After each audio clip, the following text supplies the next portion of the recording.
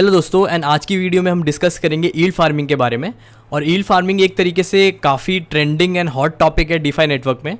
और बहुत लोगों को ये समझ में नहीं आता यील्ड फार्मिंग क्या चीज़ है एंड लिक्विडिटी पूल्स क्या है। तो आज की वीडियो में हम सारी चीज़ें डिस्कस करेंगे और इन प्लेटफॉर्म्स के बारे में देखेंगे कि ये प्लेटफॉर्म्स आखिर करते क्या है। तो मैं एग्जांपल्स के साथ आपको ये समझाऊंगा इन सब के बारे में। तो अगर आपको ये वीडियो अच्छी लगे तो वीडियो को लाइक कर देना और चैनल को सब्सक्राइब कर देना अगर आप नए हो तो। एंड कमेंट सेक्शन में भी बताना कि आपको ये वीडियो कैसी लगी एंड फ्यूचर में कौन सी वीडियो हम आपके लिए लाएं। और इसको शेयर भी कर सकते हो अपने दोस्तों के साथ। तो ज़्यादा टाइम नहीं वेस्ट करते हैं, समझते हैं यील्ड फार्मिंग के बारे में। तो सबसे पहले यील्ड फार्मिंग में जाने से पहले आपको ये समझना पड़ेगा कि डीफाई क्या होता है। तो डीफाई जिन लोगों को नहीं पता, डीफाई इज़ डिसेंट्रलाइज फाइनेंस। ठीक है, तो अभी क्या है कि डिसेंट्रलाइज फाइनेंस का मतलब ये है कि जो भी हमारे फाइनेंशियल सिस्टम्स हैं, समथिंग लाइक बोरोइंग, लेंडिंग हो गया, बोरोइंग हो गया एंड आपका एक्सचेंज हो गया एंड वॉलेट्स हो गए, इसको हम डिसेंट्रलाइज में भी डाल सकते हैं। अभी क्या है कि बैंक्स जो होते हैं उस पर हम लेंडिंग कर सकते हैं, मतलब आप डिपॉजिट कर सकते हो, बोरो कर सकते हो, लोन्स ले सकते हो, एक्सचेंज कर सकते हो जाके वहाँ पे करेंसीज वगैरह बैंक पे, और वॉलेट्स की तरह भी यूज़ कर सकते हो। बट अभी क्या है कि क्रिप्टो करेंसीज़ में हमारे पास इतनी पावर आ चुकी है कि हम इसको एक तरीके से डिसेंट्रलाइज बना सकते हैं। तो जिन लोगों को डिसेंट्रलाइज का मतलब नहीं पता, डिसेंट्रलाइज का मतलब यही है कि कोई मिडिल मैन नहीं होता बीच में, जो भी चीज़ें होती हैं हमारी स्मार्ट कॉन्ट्रैक्ट पर रन होती हैं। तो बेसिकली हम क्या करते हैं, इसका एक स्मार्ट कॉन्ट्रैक्ट बनाते हैं और स्मार्ट कॉन्ट्रैक्ट फुली डिसेंट्रलाइज होता है, उसका कोई ओनर नहीं होता और ब्लॉकचेन पर रन करता है। तो इसके कुछ एडवांटेजेस भी होंगे हमारे पास, बट आगे चलने से पहले, एडवांटेजेस बताने से पहले मैं आपको ये दिखाता हूँ कि एक स्मार्ट कॉन्ट्रैक्ट क्या होता है। तो मैं स्क्रीन पे आ गया हूँ एंड यहाँ पे आप देख सकते हैं कि ये आवे नेटवर्क का स्मार्ट कॉन्ट्रैक्ट है। और जिन लोगों को नहीं पता आवे नेटवर्क के बारे में, तो आवे नेटवर्क के बारे में मैंने पिछली वीडियो में आपको बताया था कि वो फ्लैश लोन्स देता है। और जैसे ये मैं वेबसाइट पे आ गया हूँ तो इसमें हम लेंडिंग बोरोइंग भी कर सकते हैं। तो एक तरीके से डीफाई प्लेटफॉर्म है। और अगर आप देखेंगे तो ये एक स्मार्ट कॉन्ट्रैक्ट पे लिखा हुआ है। तो मैं अगर ईथर स्कैन पे जाता हूँ और आप देख सकते हैं यहाँ पे लेंड इसका टोकन है और इसमें आवे नेटवर्क आप देख सकते हैं यहाँ पे दे रखा है। तो इसके बारे में मैं सारी चीज़ें पढ़ सकता हूँ। तो पूरी ये एक तरीके से ट्रांसपेरेंट है, ब्लॉकचेन के ऊपर है। तो जितनी भी ट्रांजैक्शंस हो रही हैं इसके अंदर मैं पढ़ सकता हूँ यहाँ पे स्मार्ट कॉन्ट्रैक्ट में। और एक और फीचर ये है कि अगर मैं इसके कॉन्ट्रैक्ट में जाता हूँ तो मैं इसका कॉन्ट्रैक्ट का कोड भी पढ़ सकता हूँ। यहाँ पे आप सारी चीज़ें पढ़ सकते हो। ठीक है, अगर आपको अभी भी समझ में नहीं आया तो मैं एक और एग्जाम्पल बताता हूँ आपको। तो एक और एग्जाम्पल मैं ले लेता हूँ BNB के बारे में। तो BNB सबको ही पता होगा कि बाइनेंस का कॉइन है। और BNB की खासियत बात यह है कि ये BNB जिन लोगों को नहीं पता वो इथेरियम पे काम करता है, मतलब इथेरियम बैक टोकन है ये, ERC20 टोकन जिसे हम कहते हैं। और इसका हम देख सकते हैं टोटल सप्लाई, सारी चीज़ें हम देख सकते हैं।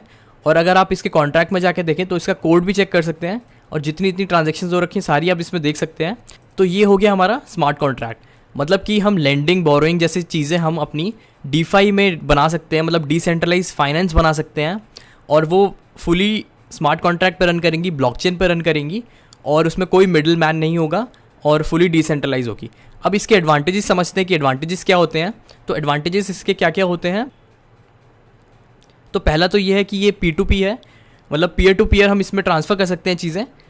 मिडिल मैन नहीं होता। अगर मिडिल मैन नहीं है तो हम लेस फीस में हम एक दूसरे से ट्रांसफ़र कर सकते हैं चीज़ें। लाइक अगर मेरे को कोई एक्सचेंज करना है, अगर मैं एक्सचेंज बना रहा हूँ डिसेंट्रलाइज, तो वहाँ पे मेरे पास फ़ीस बहुत कम होगी। या फिर मैं लेंडिंग बोरोइंग की चीज़ें बना रहा हूँ तो उसमें मेरे पास फ़ीस बहुत कम होगी। अवेलेबल 24/7, मतलब कभी भी आप दिन रात में जाके आप निकाल सकते हो चीज़ें। और ब्लॉकचेन पे बना हुआ है तो ट्रांसपेरेंट है, जैसे मैंने आपको दिखाया था कि सारी आप ट्रांजेक्शन्स यहाँ पे देख सकते हो। जैसे कि आप देख सकते हो यहाँ पे जो BNB में है सारी आप ट्रांजेक्शन्स पे देख सकते हो जो भी फुली ट्रांसपेरेंट रहती हैं। तो ये सब चीज़ें एंड KYC कोई ज़रूरत नहीं पड़ती इसमें। जो आपकी बैंकिंग्स होती हैं उसमें KYCs होती हैं, बहुत लंबा प्रोसेस रहता है बैंक्स में। बट अगर आप एक ब्लॉकचेन पे फाइनेंस बनाते हो तो उसमें कोई KYC की ज़रूरत नहीं पड़ती। And you can withdraw any time, मतलब आपको जब भी मन करे आप विड्रॉ कर सकते हो, कोई लिमिटेशन नहीं है, आपका फ़ंड कोई भी लॉक नहीं होगा। बट इसके कुछ डिसएडवांटेज भी रहते हैं, वो हम बाद में डिस्कस करेंगे। तो आगे बढ़ते हैं। नाउ नेक्स्ट आपको ये समझना पड़ेगा कि लिक्विडिटी पूल क्या होता है। तो लिक्विडिटी पूल कुछ हद तक यील्ड फार्मिंग होती है बट एग्जैक्टली नहीं होती। तो पहले आपको लिक्विडिटी पूल्स समझने पड़ेंगे कि लिक्विडिटी पूल्स कैसे काम करते हैं। तो मैंने आपको जैसे बताया था कि जो डीफाइज होते हैं वो डिसेंट्रलाइज होते हैं, ब्लॉकचेन पे काम करते हैं। तो अब क्वेश्चन ये उठता है कि यार हमें जो फंड्स चाहिए होंगे डीफाई में वो कौन प्रोवाइड करेगा। तो बेसिकली वो लिक्विडिटी पूल्स प्रोवाइड करते हैं और लिक्विडिटी पूल्स में जो पार्टिसिपेंट होते हैं वो हम लोग ही होते हैं, मतलब हम जाके उसमें डिपॉजिट कर सकते हैं और वो फंड्स एक्सचेंज के रूप में हमारा यूज़ होएगा या फिर किसी और चीज़ में यूज़ होगा। तो they are the pools which provide liquidity to the DeFi. ठीक है, तो अगर आपको अभी भी समझ में नहीं आया तो मैं एक एग्जांपल से आपको समझाता हूँ। तो एग्जांपल ये समझ लीजिए कि मेरे को अगर एक एक्सचेंज खोलनी है सपोज़ करो, और एक्सचेंज क्या करेगी कि INR टू डॉलर एक्सचेंज करेगी और डॉलर टू INR एक्सचेंज करेगी। तो ये मेरे को एक एक्सचेंज खोलनी है ना। होगा क्या कि मेरे पास अभी स्टार्टिंग में फ़ंड्स नहीं है, राइट। और होगा क्या कि कोई मेरे पास आएगा एंड बोलेगा मुझे INR टू USD चाहिए, बट होगा क्या मेरे पास अभी फ़ंड्स नहीं है ना। होगा क्या कि मेरे पास कुछ इन्वेस्टर्स आएंगे और जिनको अभी हम मार्केट मेकर्स कह लेते हैं, और मार्केट मेकर्स क्या कहेंगे कि मेरे पास USDT है, मेरे पास INR है, तो आप इसको रख लो और अपने एक्सचेंज में लगाओ, और जो भी ट्रेडिंग होती है उसका मेरे को फ़ीस देते रहना monthly wise, yearly wise, right. ना वो क्या करेंगे कि मैं एक क्या करूँगा कि एक वॉल्ट बनाऊँगा, एक तिजोरी बनाऊँगा और उसमें इनके सारे फंड्स इसमें डिपॉजिट कर दूँगा। और अब क्या होगा कि मैं इनको, जो मेरे पास कस्टमर आया है उसको मैं आराम से INR टू USD दे सकता हूँ, या फिर जो USD है उसको INR में कन्वर्ट कर सकता हूँ। तो ये मेरे को एक फ़ीस देगा जिसको हम ट्रेडिंग फ़ीस कहेंगे, और ट्रेडिंग फ़ीस मैं मार्केट मेकर्स को दूंगा जिनका मैंने फ़ंड्स उठाया है ना। यहाँ पे प्रॉब्लम ये है कि मैं as a organisation middle man का काम कर रहा हूँ, और मिडल मैन जहाँ होता है वहाँ पे ट्रांजैक्शन फ़ीस जो होगी बढ़ जाएगी, मतलब इस बंदे को ट्रांजैक्शन फ़ीस ज़्यादा देनी पड़ेगी, और मैं कुछ फ़ीस अपने पास रखूँगा और कुछ फ़ीस यहाँ पे दूंगा ना। सपोज़ करो कि मैं खुद मार्केट मेकर हूँ और मेरे को मिडल मैन नहीं चाहिए, राइट। तो मिडल मैन को हटाने के लिए हम इसको डिसेंट्रलाइज करेंगे, और डिसेंट्रलाइज से क्या होगा कि ये मिडल मैन हमारा स्मार्ट कॉन्ट्रैक्ट में बन जाएगा, और स्मार्ट कॉन्ट्रैक्ट में जैसे ही बन जाएगा तो मैं पीयर टू पीयर एक्सचेंज कर सकता हूँ। नाउ ये प्रॉब्लम जो है हमारी डिसेंट्रलाइज एक्सचेंज में आती है। नाउ ये सेम एग्जांपल मैं आपको लाइव दिखाता हूँ, एंड लाइव कैसे चल रहा है एग्जांपल मैं आपको दिखाता हूँ। नाउ अगर आपने कोई भी एक्सचेंज देखा होगा, लेट्स सी बाइनेंस जो है एक तरीके से सेंट्रलाइज एक्सचेंज है, मतलब कि जो भी मैं यहाँ पे ट्रेड कर रहा हूँ वो एक तरीके से फ़ीस जो जा रही है वो बाइनेंस के पास जा रही है, और जो दूसरा बंदा होगा, सपोज़ करो मैंने BTC बाय किया और USDT बेचा अपना, तो जो मेरी फ़ीस होगी वो बाइनेंस के थ्रू आ रही है। तो बाइनेंस एक तरीके से कुछ कमीशन अपना काट रहा है, और वो मेंटेनेंस वगैरह में जो भी चीज़ों में लगा रहा है वो अलग है। तो पहले एग्जांपल मैं आपको ये दिखाता हूँ यूनिस्वैप का, और आपने काफ़ी सुना होगा यूनिस्वैप के बारे में। तो यूनिस्वैप क्या है, एक तरीके से डिसेंट्रलाइज एक्सचेंज है जहाँ पे आप जाके कोई भी आप ERC-20 टोकन स्वैप कर सकते हो। मतलब कि कोई भी यहाँ पे अगर आपके पास इथेरियम है या फिर कुछ भी है, तो कोई भी आप यहाँ पे करेंसीज़ वगैरह सिलेक्ट करके उसको एक्सचेंज कर सकते हो। और सपोज़ करो मेरे को इथेरियम से USDT चाहिए, USDC चाहिए या USDT चाहिए, तो मैं यहाँ पे जाके इसको एक्सचेंज कर सकता हूँ ना। यहाँ पे प्रॉब्लम ये है कि सिंस ये एक तरीके से डिसेंट्रलाइज एक्सचेंज है, जैसे कि मैंने आपको बताया था, तो इसको एक लिक्विडिटी पूल चाहिए होगा। लिक्विडिटी पूल क्या करेगा, इसको फंड्स प्रोवाइड करेगा। जैसे कि यहाँ पे है, मतलब कि ये मेरा एक्सचेंज था यहाँ पे, एंड ये मेरा एक तरीके से पूल बनाया था इन लोगों ने, और मेरे को एक तरीके से फंड्स की ज़रूरत थी। तो सेम वही होगा कि अभी क्या होगा यहाँ पे कि मेरे को यहाँ पे, जैसे मैंने अगर डिसेंट्रलाइज एक्सचेंज खोला है तो मेरे को इसको पूल की ज़रूरत पड़ेगी, और पूल अगर जैसे मैं अगर खोल देता हूँ तो वहाँ पे लोग आके उसमें इन्वेस्ट कर सकते हैं, और उसका जो भी परसेंटेज जाएगा, मतलब यहाँ पे जो भी ट्रेडिंग चलेगी उसकी जो फ़ीस जाएगी वो सीधा जो इन्वेस्टर्स होंगे उनके पास जाएगी। तो यूनिस्वैप में एक फ़ीचर रहता है पूल का जिसको हम कहते हैं लिक्विडिटी पूल, और यहाँ पे जाके आप 50-50 रेशो में अपनी लिक्विडिटी ऐड कर सकते हो। और होगा क्या कि जो मेरी लिक्विडिटी रहेगी वो इसी में रहेगी, मतलब कॉइन्स जो रहेंगे मेरे इसी में रहेंगे। डिपेंड करता है कि कितना बड़ा लिक्विडिटी पूल है, और जब भी मैं चाहूँ वो निकाल सकता हूँ, और जो भी मैं लिक्विडिटी ऐड करूँगा उसका मेरे को कुछ फ़ीस परसेंटेज मिलेगी। तो एज एग्जांपल मैं आपको दिखाता हूँ। तो यहाँ पे कनेक्ट वॉलेट जैसे ही आप करेंगे तो यहाँ पे ऑप्शंस आ जाते हैं आपके पास। तो मेटामास्क जैसे मैं क्लिक करूँगा, यहाँ पे कंफर्म करेगा, तो कंफर्म करने के बाद यहाँ से मैं अपनी लिक्विडिटी ऐड कर सकता हूँ। अभी मेरे पास फंड्स नहीं है, बट बहुत फेमस जो लिक्विडिटी पूल डाई इथेरियम का है, तो जैसे ही मैं यहाँ पे क्लिक करूँगा मैं अपनी लिक्विडिटी ऐड कर सकता हूँ। नाउ सपोज करो मेरे को यहाँ पे 100 डाई डालने हैं, तो मेरे को 0.3 इथेरियम भी डालने पड़ेंगे, क्योंकि ये एक पूल का रूल है, मतलब 50-50 रेशोज़ में मेरे को डालने पड़ेंगे। और मेरे को इंटरेस्ट मिलेगा इसके ऊपर जो भी ट्रेडिंग करेंगे लोग, मतलब डाई टू इथेरियम अगर कोई लोग ट्रेड करते हैं इस यूनिस्वैप पे आके, तो मेरे को उस पूल का जो भी परसेंटेज रहेगा, मेरे पास जितना शेयर रहेगा उस हिसाब से मेरे को एडवांटेज मिलता रहेगा, फीस मिलती रहेगी, और मेरे जो डाई और इथेरियम है वो वहीं पड़े रहेंगे। ठीक है, यहाँ पे डिपेंड करता है कि पूल का साइज़ कितना है। एक तरीके से थोड़ा बहुत रिस्क भी रहता है इसमें, तो बट ओवरऑल जो भी मेरे को रिटर्न मिल रहा है उसका प्रॉफिट उससे ज़्यादा है। तो ये तो हो गया हमारा पहला example as a liquidity pool. I hope आपको ये समझ में आ गया होगा कि लिक्विडिटी पूल क्या होते हैं। एंड जैसे कि मैंने बताया था यहाँ पे, तो एज अ ये तिजोरी एक तरीके से लिक्विडिटी पूल प्रोवाइड कर रही है। मतलब जो भी इन्वेस्टर्स आएंगे, मतलब कोई भी इंसान हो सकता है, वो आके यहाँ पे डिपॉजिट कर सकता है। मतलब मेरे वॉलेट में पड़े हुए हैं फंड्स वगैरह, और वो डिपॉजिट कर सकता है, और यहाँ पे उसको एक फ़ीस मिलेगी। और फीस जो होगी वो ट्रेडिंग जो जितने लोग ट्रेड करेंगे उतनी उसकी फ़ीस मिलती रहेगी, और ये अपने फंड्स कभी भी निकाल सकता है, no restriction. Now liquidity pool एक बार समझ में आ गया आपको, तो नेक्स्ट चलते हैं यील्ड फार्मिंग के ऊपर। Now what is yield farming? ठीक है, तो बहुत लोग इस पर कंफ्यूज हो जाते हैं कि यार यील्ड फार्मिंग क्या है, हमें समझ में नहीं आ रही। तो बेसिकली जो हमारा डीफाइज है उसमें हम जो रिटर्न ले रहे हैं उसी को हम यील्ड फार्मिंग कहेंगे। तो अर्निंग अ फिक्स और variable interest by investing crypto in the DeFi market is yield farming, right. मतलब कोई भी अगर आप फिक्स्ड या वेरिएबल इंटरेस्ट ले रहे हो अपने क्रिप्टो पे, जो भी आपका क्रिप्टो है उसको हम यील्ड फार्मिंग कहेंगे। ठीक है, buying Ethereum is not yield farming but lending it on DeFi to earn extra interest is example of yield farming. मतलब कि मैंने अगर इथेरियम लेके रख लिए तो वो यील्ड फार्मिंग में नहीं कहलाएंगे, मेरे को उसको डीफाई में डालना पड़ेगा, उसको लिक्विडिटी में ऐड करना पड़ेगा, चीज़ों में ऐड करना पड़ेगा, और उस इथेरियम के ऊपर मेरे को जो इंटरेस्ट मिल रहा है, मतलब इथेरियम तो है ही मेरे पास, इथेरियम के ऊपर जो मेरे को इंटरेस्ट मिल रहा है उसको हम यील्ड फार्मिंग में काउंट कर सकते हैं। ठीक है, अब इसको एक एग्जांपल से समझते हैं। सपोज़ करो मेरे पास एक वॉलेट है और मेरे पास USDT पड़े हुए हैं, और USDT जिनको नहीं पता, USDT इथेरियम बेस्ड ही टोकन है, राइट। तो मैं उसको USDT को जो मेरे वॉलेट में पड़े हुए हैं उससे मैं एक्स्ट्रा इनकम ले सकता हूँ। कैसे ले सकता हूँ? मैं उसको डीफाई प्लेटफॉर्म्स पे लगा सकता हूँ। मैंने आपको बताया था यूनिस्वैप में मैं इसको लगा सकता हूँ अपने फंड्स को, और लिक्विडिटी प्रोवाइड करने पे मैं अपना कुछ परसेंटेज यहाँ पे अर्न कर सकता हूँ। बट USDT का एक बहुत अच्छा एग्जांपल ये है कि कर्व फाइनेंस का वाई पूल। तो कर्व फाइनेंस क्या एक तरीके से सिमिलर टू यूनिस्वैप है, जैसे कि हमने यहाँ देखा था, सिमिलर टू यूनिस्वैप है। और कर्व फाइनेंस भी एक तरीके से लिक्विडिटी पूल है और एक्सचेंज है, एक तरीके से डिसेंट्रलाइज एक्सचेंज है। तो दोनों काम करता है वो, तो मैं आपको दिखाऊंगा।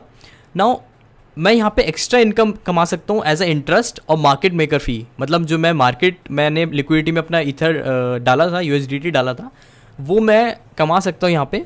और होता क्या है कि जो पूल्स रहते हैं, जो भी डीफाई प्लेटफॉर्म्स रहते हैं, वो एक तरीके से मेरे को रिवॉर्ड भी देते हैं, मतलब इंटरेस्ट भी दे रहे हैं, मार्केट मेकिंग फ़ीस भी दे रहे हैं, ऊपर से कुछ कुछ रिवॉर्ड्स भी होते हैं। डिपेंड करता है कि अलग अलग पूल्स के बारे में कि कौन से पूल में आप अपना इन्वेस्ट कर रहे हो। तो इस प्रोसेस को हम जो लिक्विडिटी ऐड कर रहे हैं, इसको हम लिक्विडिटी माइनिंग भी कहते हैं। तो इसमें एडवांटेज ये है कि मैं कभी भी इसको विड्रॉ कर सकता हूँ, जो कि मैंने अपने वॉलेट से अच्छा ये है कि मैं एक पूल में डाल दूँ और पूल में मेरे को इंटरेस्ट भी मिलता रहेगा और मैं इसको कभी भी निकाल भी सकता हूँ, राइट। तो ये एक सिंपल सा एग्जांपल था यील्ड फार्मिंग का। तो अभी स्क्रीन पे आ चुके हैं और कर्व फाइनेंस की वेबसाइट पे आ चुके हैं, और इसकी वेबसाइट है curve.fi।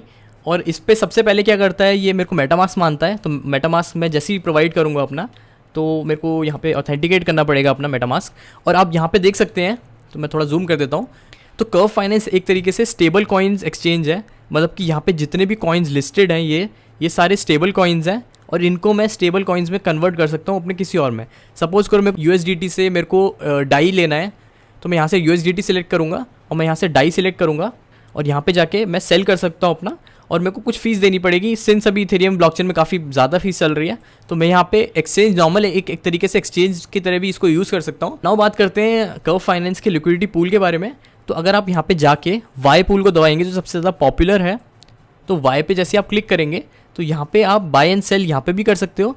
बट हम इंटरेस्टेड है अभी डिपॉजिट में, तो डिपॉजिट जैसे ही आप करते हो, तो ये एक तरीके से लिक्विडिटी पूल है जो कर्व फाइनेंस का है।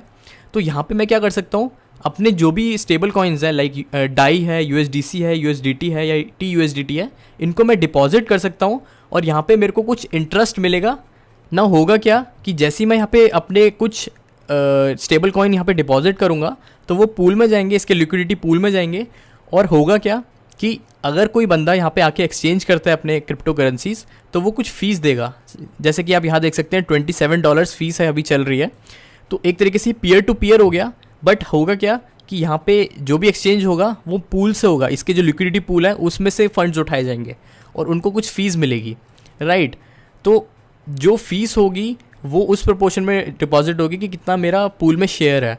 मतलब सपोज़ करो कि मैंने यहाँ पे अगर 100 USDC डाल दिए तो मेरा जितना भी शेयर बनेगा यहाँ पे उस हिसाब से मेरे को मिल जाएगा अपना शेयर। तो यहाँ पे सारी इसमें इन्फॉर्मेशन दे रखी है, तो इसके बारे में और एक्सप्लेन करूँगा मैं आने वाली वीडियोज़ में। अगर आपको इंटरेस्ट है तो यहाँ से आप विड्रॉ भी कर सकते हो पूल में से, और मेरे को कुछ रिवॉर्ड्स भी मिलते हैं इसमें, उसके बारे में बात करेंगे नेक्स्ट वीडियो में। तो अलग अलग ऐसे प्लेटफॉर्म्स हैं। तो नेक्स्ट हम बात कर लेते हैं बैलेंसर के बारे में। तो बैलेंसर भी एक तरीके से डिसेंट्रलाइज एक्सचेंज है, हम अपने कॉइन्स एक्सचेंज भी कर सकते हैं। तो एक तरीके से नॉर्मल इथेरियम टू बैलेंसर या फिर कोई भी हम टोकन्स में इसको एक्सचेंज कर सकते हैं।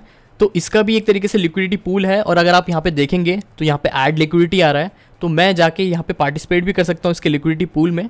और बैलेंसर में क्या होता है कि अप टू 8 कॉइन्स हम इसमें ऐड कर सकते हैं। तो जैसे हमने यूनिसॉप में देखा था, तो यूनिसॉप में सिर्फ 2 कॉइन्स हम ऐड कर सकते हैं, 2 पेयर के ऐड्स कर सकते हैं। मतलब इथेरियम के साथ मैं कुछ और ऐड कर सकता हूँ या किसी के साथ मैं कुछ और ऐड कर सकता हूँ।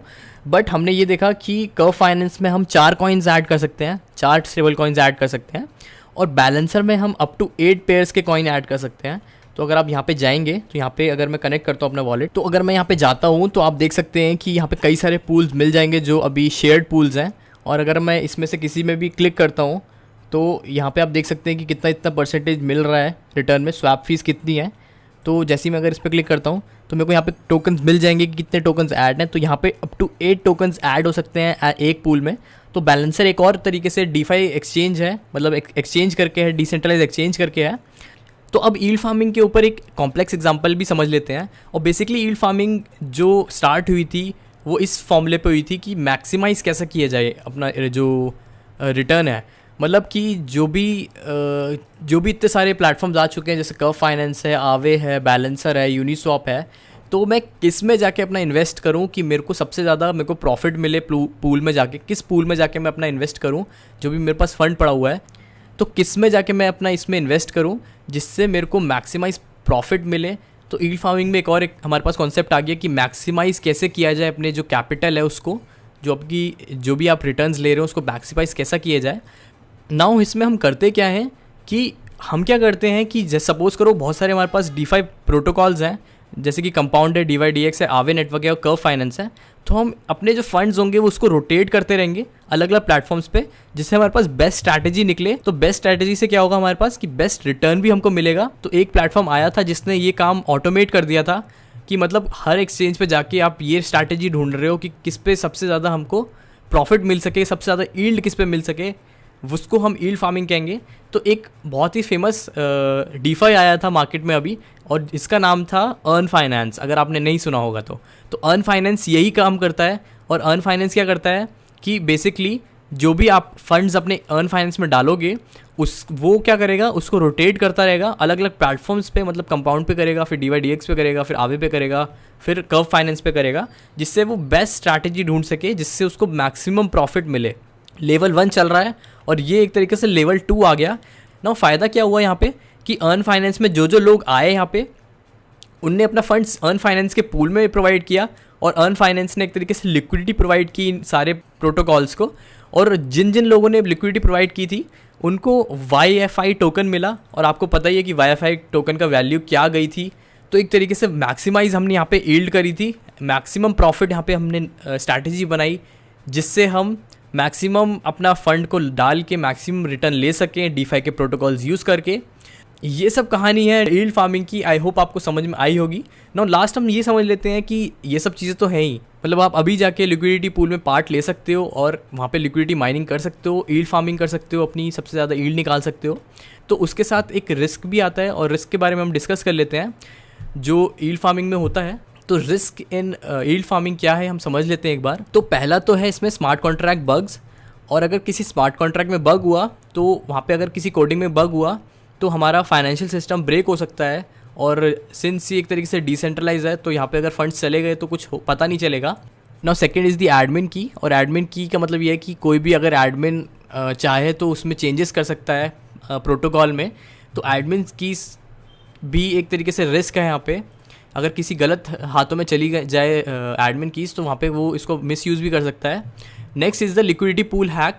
अगर कोई भी लिक्विडिटी पूल है जिसमें आपने फ़ंड डाल रखा है और वो हैक हो जाता है किसी रीज़न से, तो वहाँ पे हमारे को एक प्रॉब्लम हो सकती है। और next is the impermanent loss. और इम्परमानेंट लॉस का मतलब ये है कि अगर आप लिक्विडिटी प्रोवाइड कर रहे हो लिक्विडिटी पूल में और अगर एकदम प्राइस चेंज हो जाता है तो होगा क्या कि वहाँ पे जो पूल होगा उसमें जो रेट्स होंगे वो ऊपर नीचे होंगे काफ़ी। और अगर आप उसी समय अगर आप निकालते हो उस फंड्स को और पूल बहुत छोटा है तो हो सकता है कि जो आपको वापस मिलेंगे कॉइन्स वो उसका रेशो अलग हो सकता है या कम ज़्यादा हो सकते हैं। तो यहाँ पे एक इम्परमानेंट लॉस का भी रिस्क रहता है। और नेक्स्ट इज़ दी जो भी आपको रिवॉर्ड मिल रहा है, जो भी जैसे मैंने आपको बताया था कि अर्न फाइनेंस और कर्व फाइनेंस वगैरह ये सब हमको रिवॉर्ड देते हैं। बट है क्या यहाँ पे कि लोग इसलिए माइनिंग कर रहे हैं क्योंकि उसका रेट बढ़ता जा रहा है अर्न फाइनेंस के कॉइन का। अगर हो सकता है कि उसका प्राइस कम हो जाए तो एक तरीके से मेरा जो रिवॉर्ड होगा वो भी बहुत कम हो जाएगा। तो ये सब रिस्क थे। तो आई होप इस वीडियो में आपने काफ़ी सारी चीज़ें समझी होंगी जो पहले से आपको नहीं पता थी, और आपने समझा होगा कि यील्ड फार्मिंग क्या है, लिक्विडिटी पूल्स क्या है और डीफाई क्या है। और आपको अगर कोई क्वेश्चंस होते हैं तो उसको कमेंट्स में ज़रूर डालना। आई होप मैंने काफ़ी चीज़ें इसमें क्लियर की होंगी। और अगर आपको देखनी है कि कैसे इन प्लेटफॉर्म में एक्चुअल इन्वेस्ट करते हैं और कैसे हम इसमें अपना रिटर्न ले सकते हैं, प्रॉफिट ले सकते हैं, तो उसके लिए मैं एक अलग से वीडियो बनाऊंगा। इस वीडियो का मकसद यही था कि आपको समझाया जाए कि यील्ड फार्मिंग क्या होता है। अगर आपको वीडियो अच्छी लगे तो सब्सक्राइब कर लेना चैनल को एंड लाइक कर देना वीडियो को एंड शेयर करना, जिससे और लोगों को भी यील्ड फार्मिंग के बारे में पता चले और इसके बारे में जो रिस्क हैं वो भी पता चले। तो मिलते हैं नेक्स्ट वीडियो में। Thanks for watching. Good bye.